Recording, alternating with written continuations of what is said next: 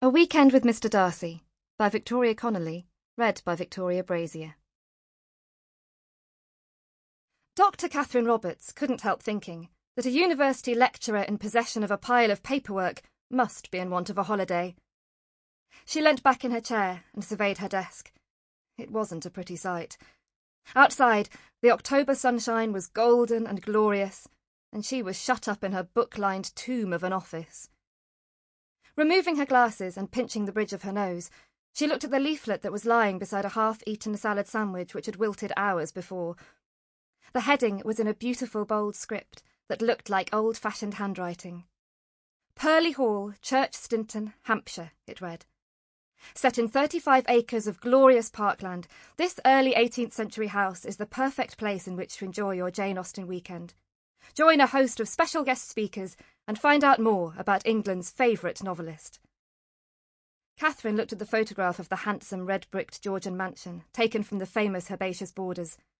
With its long sweep of lawn and large sash windows, it was the quintessential English country house, and it was very easy to imagine a whole host of Jane Austen characters walking through its rooms and gardens. And I will be too, Katherine said to herself. It was the third year she'd been invited to speak at the Jane Austen weekend, and rumour had it that the novelist, Lorna Warwick, was going to make an appearance too. Katherine bit her lip. Lorna Warwick was her favourite author, after Jane Austen, of course. She was a huge bestseller, famous for her risque Regency romances, of which she published one perfect book a year. Katherine had read them all, from the very first, Marriage and Magic, to the latest, A Bride for Lord Burford, published just a month ago, and which Katherine had devoured in one evening at the expense of a pile of essays she should have been marking.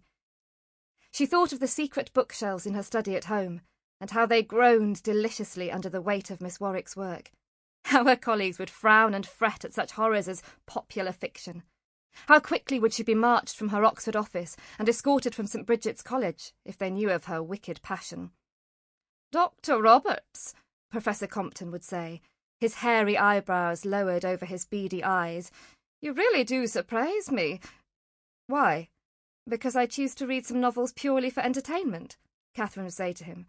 Remembering Jane Austen's own defence of the pleasures of novels in Northanger Abbey, "Professor Compton, you really are a dreadful snob."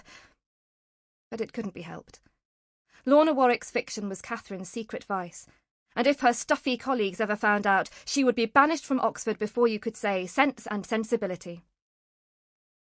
To Katherine's mind, it wasn't right that something that could give as much pleasure as a novel could be so reviled. Lorna Warwick had confessed to being on the receiving end of such condescension too, and had been sent some very snobby letters in her time. Perhaps that was why Katherine's own letter had caught the eye of the author. It had been about a year ago, when Katherine had done something she'd never, ever done before. She'd written a fan letter and posted it care of Miss Warwick's publisher. It was a silly letter, really, full of gushings and admiration, and Katherine had never expected a reply. Nevertheless, within a fortnight, a beautiful cream envelope had dropped onto her doormat containing a letter from the famous writer. "How lovely to receive your letter. You have no idea what it means to me to be told how much you enjoy my novels. I often get some very strange letters from readers telling me that they always read my novels, but they are complete trash." Katherine had laughed, and their bond had been sealed. After that, she couldn't stop. Every moment that wasn't spent reading a Lorna Warwick novel was spent writing to the woman herself, and each letter was answered. They talked about all sorts of things, not just books.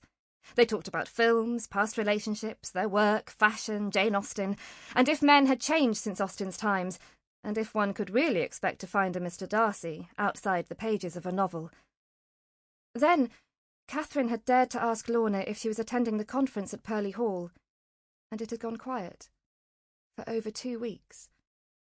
Had Katherine overstepped the boundaries? Had she pushed things too far? Maybe it was one thing exchanging letters with a fan, but quite enough to meet them in the flesh. But, just as Katherine had given up all hope, a letter had arrived. "Dear Katherine, I'm so sorry not to have replied sooner, but I've been away, and I still can't answer your question as to whether or not I'll be at Purley.